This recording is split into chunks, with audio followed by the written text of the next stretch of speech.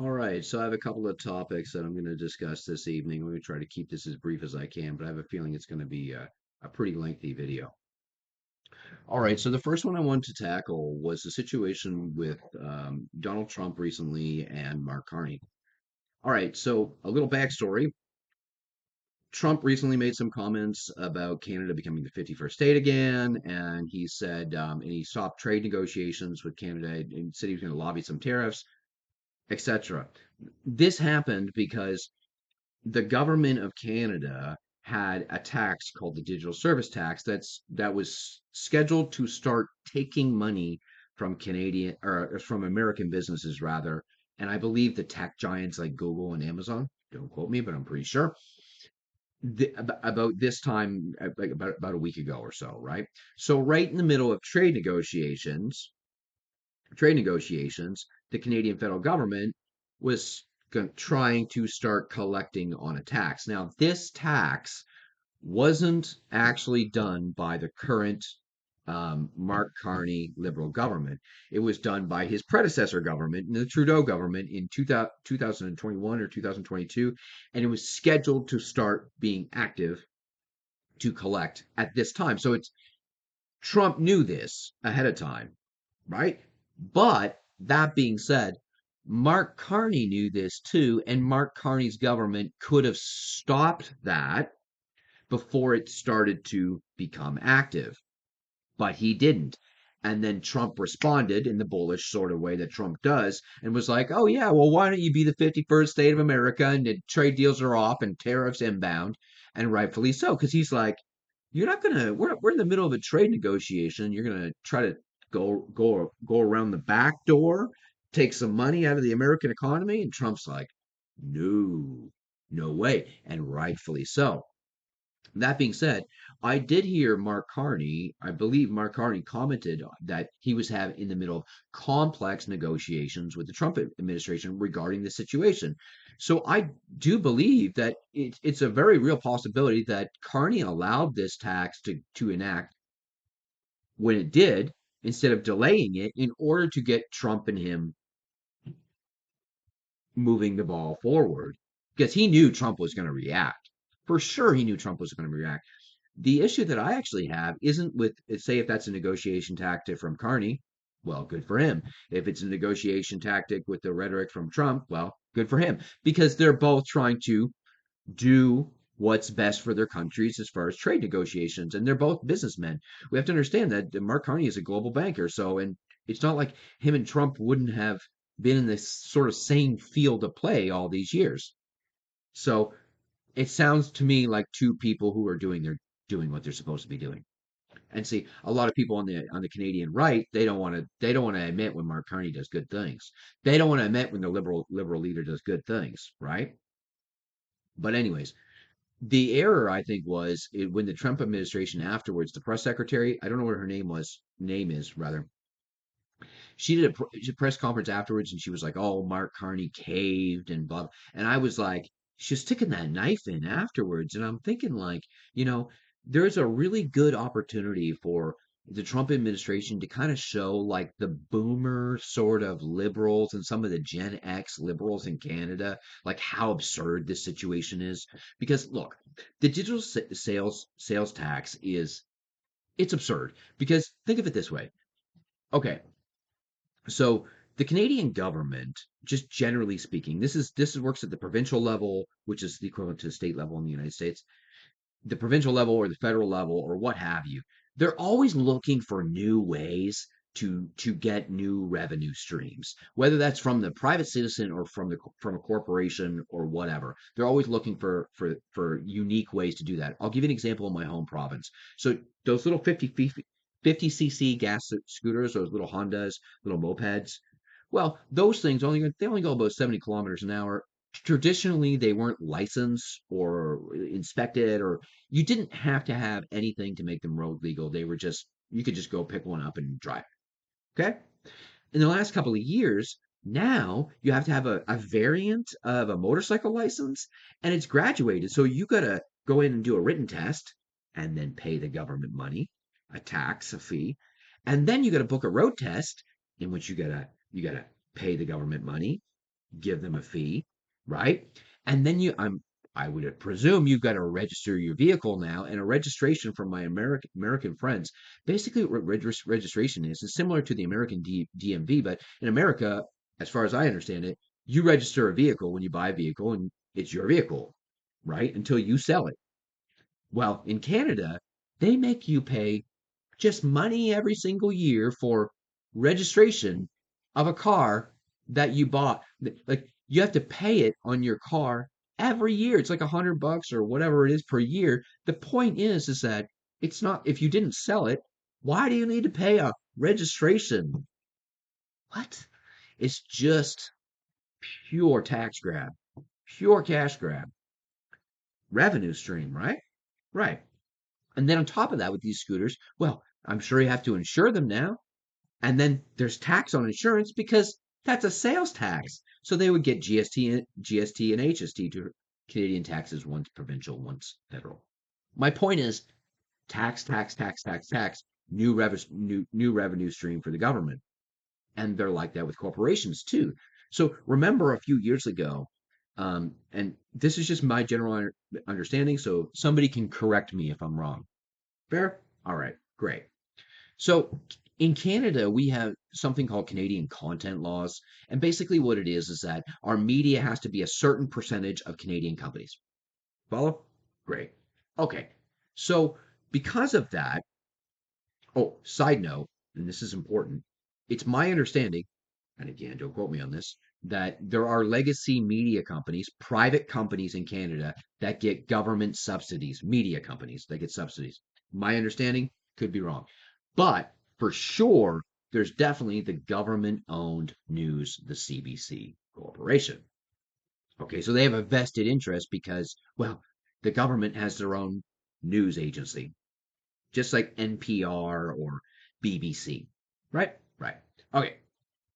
So a few years back, the Canadian government went to companies such as Meta and were like, well, because Meta, Facebook has a bunch of Canadian private citizens using your platform and they're sharing news articles and blah blah blah blah blah. It has to be a certain percentage Canadian content. And Meta's like, well, what do you want us to do about that? Like, we can't. What do you want us to do about that? And the Canadian government's like, oh, no problem. Just pay us. Just just pay us, Zuckerberg. Just pay us some money. You ever seen that South Park? Where the South Park? It's the parody. It's from like 13 years ago. I don't know. It's from a long time ago. And it's like, we're Canada, guy, and we want more money. It's literally word for word exactly what the government's like. Unbelievable, right? It's like life imitates art, right? So Canada literally looking for more money. And basically Meta was like, well, we don't control what Canadian citizens share as far as if Canadian citizens are sharing Fox News or CNN or whatever. We don't have any stakes in this game. We can't control that. And it's like this, it's like, and you want us to pay you because a certain percentage of Canadian content isn't regulated or whatever it is. And basically, it's basically they were basically the Canadian federal government was just looking for a new revenue stream, as Canadian governments often do. And they're so used to getting it that I'm pretty sure they genuinely thought that Facebook was going to comply. And basically these tech giants were like, we're not paying you. We're not paying you because why would we? You have a law in your country, and your users are sharing American news that has nothing to do with us as the social media platform at all whatsoever. That is your internal policy.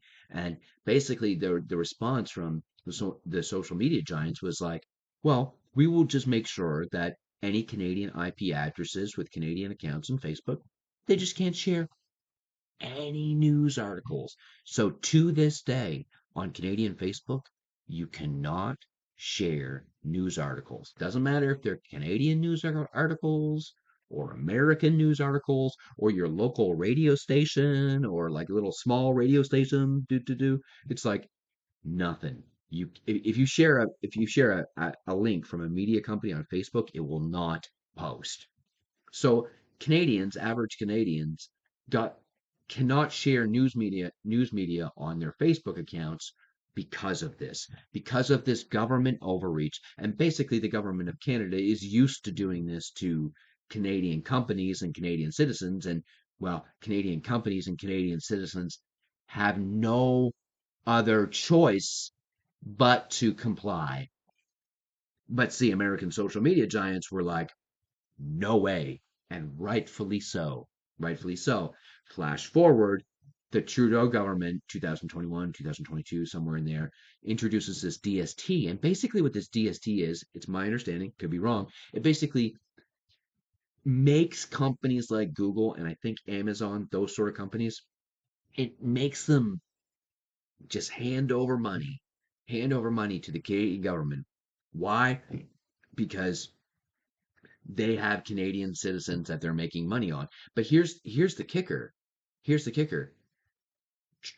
In the Trump Carney negotiation that we just talked about, in which Carney let the tax start to go through, right? He could have stopped it. He didn't design the tax, but he could have stopped it, right?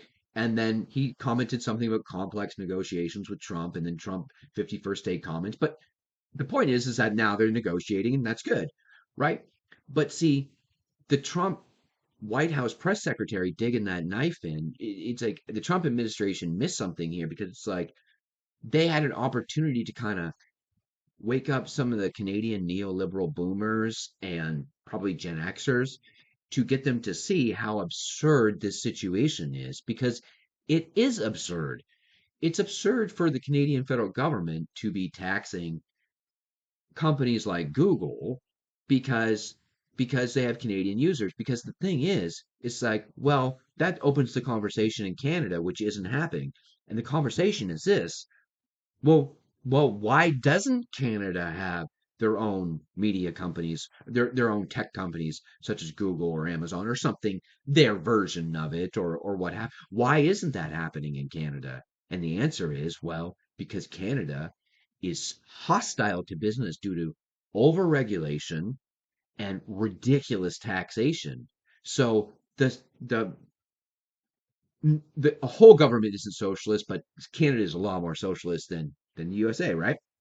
Okay, so the relatively left-leaning sort of socialist bent Canadian Party is taxing America, trying to tax American corporations, and the reason they're trying to tax American corporations is because Canadian citizens can't get those services or comparable services from companies in Canada because people in Canada can't start those type of companies because there's way too many regulations from the government and way too many taxes to make it profitable. So anybody who's in business in Canada is like, why would I even bother trying to start this business here? I'll just move this business to the United States, get taxed less, have a profitable company, and I can get Canadian citizens to have my product anyway. And here's the thing, it's not due to lack of talent in Canada, it's due to government overreach more or less. So that was an opportunity for Trump to kind of be like, hey, Canadian boomers, do you ever wonder why you don't have these companies? Like, your government has to resort to taxing our companies because your government doesn't have these companies to tax in their own country, and their citizens have to literally shop elsewhere because there's no other options. That's the thing. So it was a beautiful opportunity for the Trump administration, to kind of passively talk to average liberal Canadians and be like, look, like, but instead the press secretary was like, and Carney caved. And I'm thinking like, it's like you can't miss those types of opportunities because the kind of leftist socialist types, they can't understand why Elbows Up Carney didn't fight that fight. It's because he's actually doing what he should be doing, which is negotiating with Trump because, well, basically, it's my understanding that 20 to 30% of our GDP is entirely dependent on the United States. And here's the thing. We don't make anything. Even the cars that are made in Canada, it's like, look, the the cars that are made in Canada are American car companies. It's just a Canadian wing of an American company. It's not like there's a bunch of Canadian versions of Ford or GM or Honda or whatever. They don't exist. And see, normal, liberal, everyday Canadians, they don't even think about that. It's like, well, why don't we have our own Google or something comparable that is as big in Canada? I mean, Russia has their own. They have their own. Was it Yandex or whatever it is, and they have their own VK. They have their own Facebook, right? Other countries have their own. Why don't we? And the answer is because we're overly dependent on the United States, because nobody in their right mind would ever even try to do it in Canada because the regulations are too stiff and there's too much taxation, so it's virtually impossible. So our government has to resort to try to getting revenue streams, new revenue streams from little tiny scooters to mega corporations in the United States because it's like, well, you need somebody to tax to fund your government programs. That's the thing. So I believe that the Trump administration fumbled the ball a bit here because the press secretary didn't need to stab the knife in. She could have said, "Yes, Mr. Carney called. He was very respectful and blah blah blah blah blah blah." Didn't need to do that, and I think that's and I'm not blaming her. I mean, it's like the responsibilities on Mr. Trump and his administration, right? And this is the thing. It's like because that would have kind of showed average Canadians, it's like, well, look, isn't it a little absurd that we're trying to tax them? Like, we went through this a few years ago with Facebook and news articles, and we still can't share news articles on Facebook. And it's not Mark Zuckerberg's fault. It's like it's not Zuckerberg's fault. He was responding. It's like, what other choice does he have? Pay some government money for no reason? Doesn't make any sense. And see, average Canadians aren't really thinking about this. And then when their hero doesn't elbow up, and then the press secretary puts a knife in, they just get more resentment for the Trump administration, and then they never start having this conversation. And here's the thing. A lot of boomer liberals and Gen X liberals in Canada, let me give you an example. I have seen this in rural Canada, and I'll pull this up. And this is not, I'll explain. All right. So in this is the logo for the CBC Corporation. That is the government news in Canada, right? Okay. So I have seen this on, that people like fly flags on their lawn or whatever, right? In America, it'd be American flag, in Canada, Canadian flag, so on and so forth, right? Okay. So I saw this person who had this flag on there. They had like a fence on their lawn. And I looked at it and I was like, and I looked at it and it was I was pretty sure, and I'm pretty confident it was the CBC logo, except in the middle right there, instead of having the circle, it had a heart. But the point is that it was a variant of the government news logo on a flag on their property. Let me repeat that. They had a flag on their property, but it wasn't the the provincial flag of their, which would be the equivalent to the state flag. It wasn't or even a flag of like the municipality of the region. It wasn't a regional flag. It wasn't a provincial flag, and it wasn't even a Canadian flag. It was a flag. It was a stylized flag of the government news. And you can't make this up. And this is the thing. So, this conversation that we're having here, Canadians aren't having that conversation. So, when they hear Trump talking about this rhetoric and blah, blah, blah, like 51st state and all this stuff, and then their hero doesn't elbows up, and they are just lost, totally lost, because they they have Canadians have been basically been taken advantage of by their government for so long, in both in their own private lives and also in the business world. They have been Canadians have become so accustomed to government overreach in every facet of their life that they just can't even comprehend what Trump is on about. They just think he's some evil tyrant. They have no sweet clue. They don't even really understand what's going on with their government. They don't even understand how it's absurd to have a DST tax on American tech companies. They don't understand how it's absurd for the Canadian government to go to Facebook to be like, you have to have Canadian content. It's absurd. It's like because and the reason is that they're so used to getting walked all over by their government that they're just like, well, I get walked all over by the Canadian government, so that means everybody.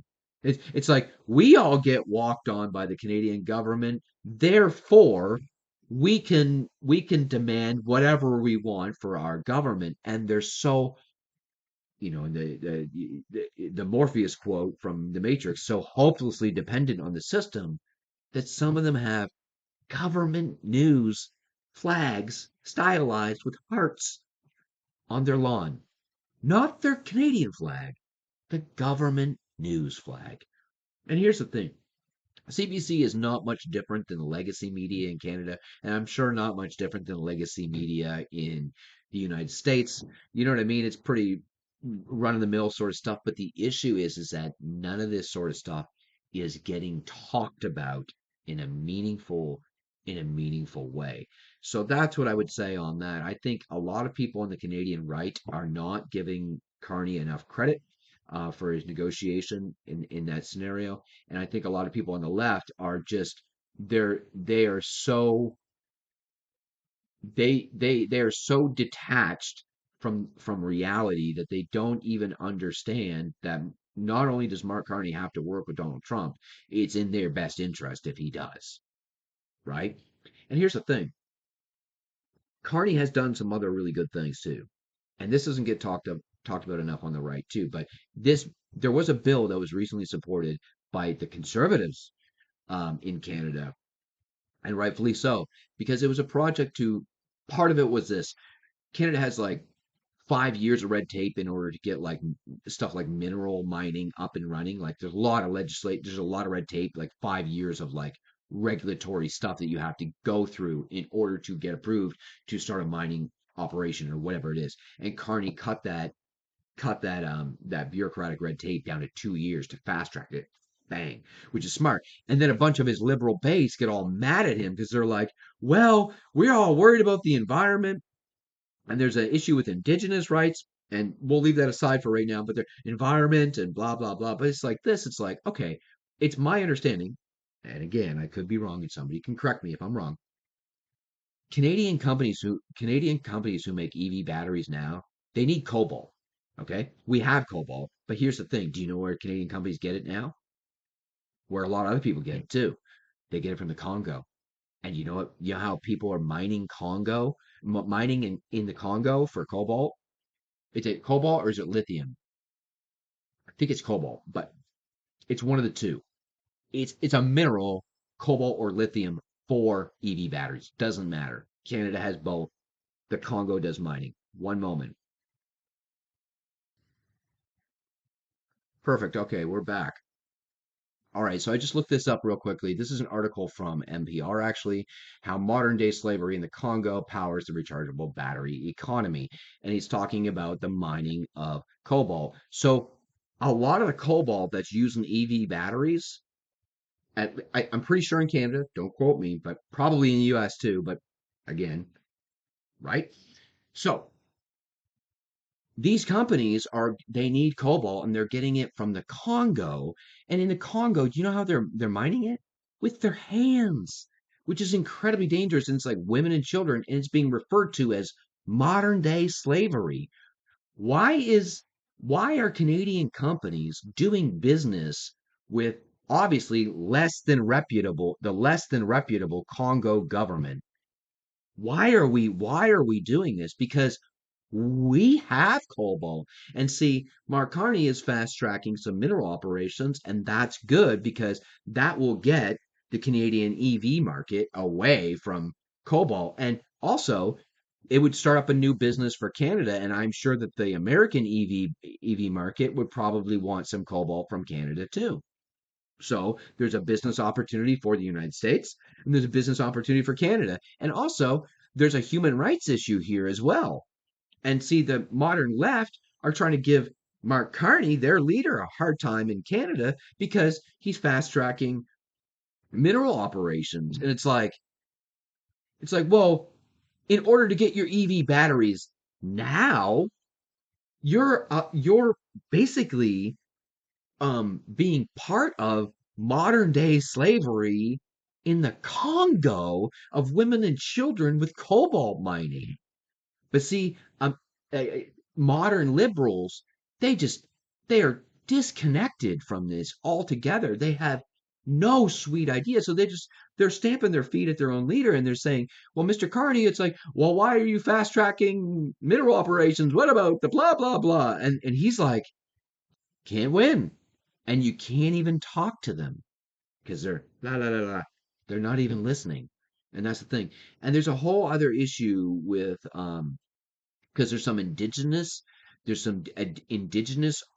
opposition to this, and I'll be as brief on this as I can because that could take a whole other video. But that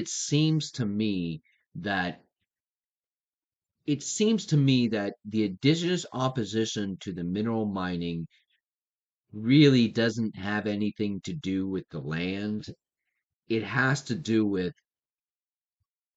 because they know, like, the leadership in the indigenous community, they know they can lobby the Canadian government in these scenarios when a mineral company is being fast tracked in the Canadian Shield. They know they can go to the media, drum up some stuff about indigenous rights and indigenous land, and then use that to force the Carney government to fork over some money, right? And who's going to say no? It's like, because Carney wouldn't be able to say no without isolating some of his base, because most modern liberals are empathetic, and I would say rightfully so, to the indigenous situation.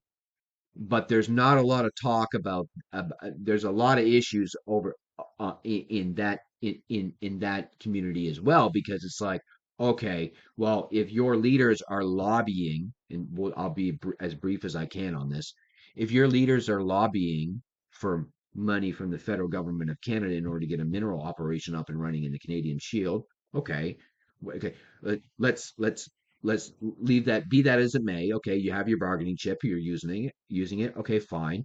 Okay, well, the same indigenous community for the most part will the often things said in Canada is that, well, they don't even have clean water on these reservations or what have you. It's like, well, reservations are not operated by the Canadian federal government.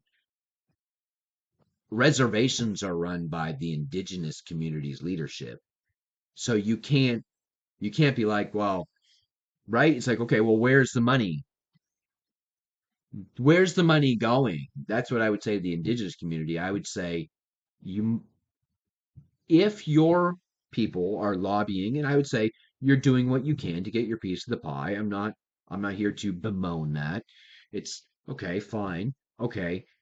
Then you, as the indigenous people, need to be going to your leadership saying, okay, well, if you get X% of this cobalt pie here of the Canadian Shield, we need clean water on our reserves. Period. Full stop. But see, what's happening is that the Canadian Indigenous community, instead of holding their leadership accountable for it seems to me that it's mismanagement, but hey, it could be wrong. Instead of holding their leaders accountable, they go back to the Canadian federal government. They're like, we just want more money. And then the Canadian government gives the indigenous community more money. It doesn't go to the indigenous people at the bottom, it goes to whoever's managing them. And then you just have this perpetual cycle. That's the thing. So this is a complicated issue. It's like I'm not opposed to the idea of the indigenous community getting a percentage of the mineral business or whatever it is to get it started up. It's like that's fine, but there's another conversation that needs to be had there because even modern Canadian liberals, they will they will chide the government of Canada as if the government of Canada is withholding from the indigenous community clean water. It's like the government of Canada doesn't manage the indigenous communities. The indigenous communities run their own communities. It's they have their own First Nations. They have their own basically little nations, right? That's the thing. So like they have their own management that has nothing to do with the government of Canada. So there's a conversation that isn't happening in the indigenous community that should probably happen too. But see, you can't even have any of those conversations either because the legacy media and what have you, they're not doing that. They're just like indigenous community leaders are upset because the they're worried about the environmental impacts of of of mineral mining in northern Quebec. It's like probably not. They're probably not remotely concerned with environmental impacts. They're probably lobbying for some more money, which is totally fine. But in the same breath, these people will be like, we don't even have clean water. It's like, well, the Canadian federal government or the Quebec government isn't withholding clean water from you. There's some sort of mismanagement issue going on with your leadership. And it's fine that they want to lobby for some money for a mineral operation, but maybe you want to have a internal conversation within your community. And see, that traditionally should be what the media is for. Because if there was genuine reporting, well, then those issues socially can get talked about in a responsible and tactful way that is positive for both the Indigenous community and the rest of Canada, and you could say for the United States and everybody else too. That's the thing. So these are complicated moving parts issues. So you got liberals who are upset with Carney because he wants to get Canada off cobalt from the Congo, which is done with basically slave labor. Because they're so disconnected and the only thing they consume is government news, but they don't have any cogent comprehension of the situation. So they just see Donald Trump as some sort of dictator, and they just see the indigenous people as some sort of people who are always disrespected or whatever, as if their internal leadership has no responsibility, even though they're the ones in charge of their own communities. That's the thing. That's the thing. So there's a whole nuanced and complicated conversation that is not happening in Canadian politics. And I believe that there's an opportunity to do so. So I think that's it for today. I will touch briefly on this one other issue. We talked about it briefly before. So in France, at a music festival recently, there was uh, roughly 145 people were pricked with syringes with an unknown substance, and I think for the most part, the reports were mostly female. So the concern was it was like GHB or date rape drug or whatever. And six other people were stabbed, a bunch of cars lit on fire. It was like horrendous.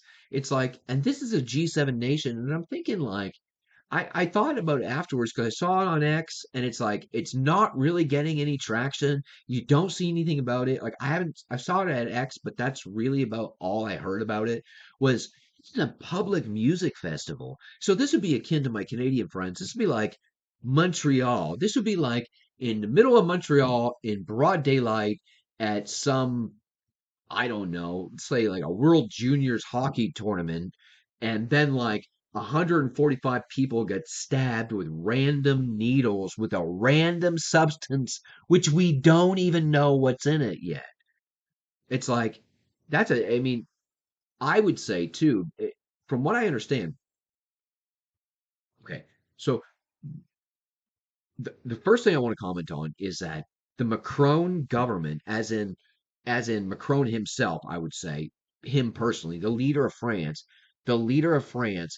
he commented about on another situation regarding some sort of teen stabbing, but there's no, he didn't say anything about 145 people. He never talked to the press about 145 people getting stabbed with a syringe with an unknown substance, and most of them girls in public. He didn't even say anything. This is a leader of the country. You imagine if this happened in Montreal in broad daylight and just 145 people get stabbed with syringes? And it seems to me that the reason he doesn't talk about it is because I saw some of the video on other people's social media. I think it was on, oh God, it was some of the alt media. It was like I don't know if it was Sargon of Akkad or if it was Tim Pool. I can't remember. The quartering. It was the quartering. But anywho, most of the footage looked like they looked like they were of African descent, and there was like one Arab man in a fight, but they looked mostly of African descent. So basically, it sounds to me that Macron, because these people happen to be more of African descent or are African immigrants, he doesn't want to be called a racist or something like that, as if that's the pertinent issue to be worried about being called a racist when 145 people girls are stabbed with a random needle. And here's the thing, and somebody brought this up. There was a social media influencer of some kind on the alt media. I'm not sure exactly who it was, and they made this really astute comment. They're like, well, okay, well, two, if one person gets stabbed and they have HIV or have hepatitis C, how many other people got hepatitis C that night? That's the thing. It's like, and that for all intents and purposes is terrorism. And I mean, because what else is it? What else isn't it? And apparently, too, it was organized to some degree because, to her credit, and I'm so glad this actually, there was a feminist. What I'm saying, I'm so glad is that I'm finally hearing something from the feminist camp. There was a feminist social media influencer. All right. I don't know who she was, but she caught wind of this situation ahead of time, and she put it out on social media that there was men who are going to do this in public, right? She put it out there on the internet beforehand. How she knew, I don't know, but she did, to her credit. But you know what's really, really funny? Not funny, haha, funny, but where are all the feminists? Where's all the feminists? Where are all the Hollywood? Where are the Hollywood and celebrity and like where is all the mainstream left leaning? Where are all the feminist men? Where are all these feminist men all of a sudden? Where are they? Okay, all these feminist Hollywood celebrity men and all these feminist political leaders, feminist male political leaders, where are they? Macron's some sort of isn't he some sort of feminist, right? Where where's the public outcry from the feminist camp, from the leftist camp? Girls get stabbed with needles, and because because the crowd largely looked African, no one says anything about it. It's like presumably because they're scared of being called a racist. It's like it's not racist to discuss a perpetrator stabbing somebody with a needle. It's like you're going to have to talk about where they're from, if they're citizens, if they're not citizens, and their nationality of origin. You have to have that conversation because you have to be responsible. You have to be responsible. So my question is, and this is my question is, where is all the feminist outcry? Because for all intents and purposes, feminists should be flipping their lids over this, and they're not saying a darn word. And they're not saying a darn word because the liberal leaders aren't saying a darn word. Where are they? Where are they? Where is everybody in the feminist camp? It's like, and I'm not blaming anybody, but think about it. It's like, okay, where's Hillary Clinton? You think she'd be upset about this? It's like, okay, where's Keir Starmer? Where's Justin Trudeau?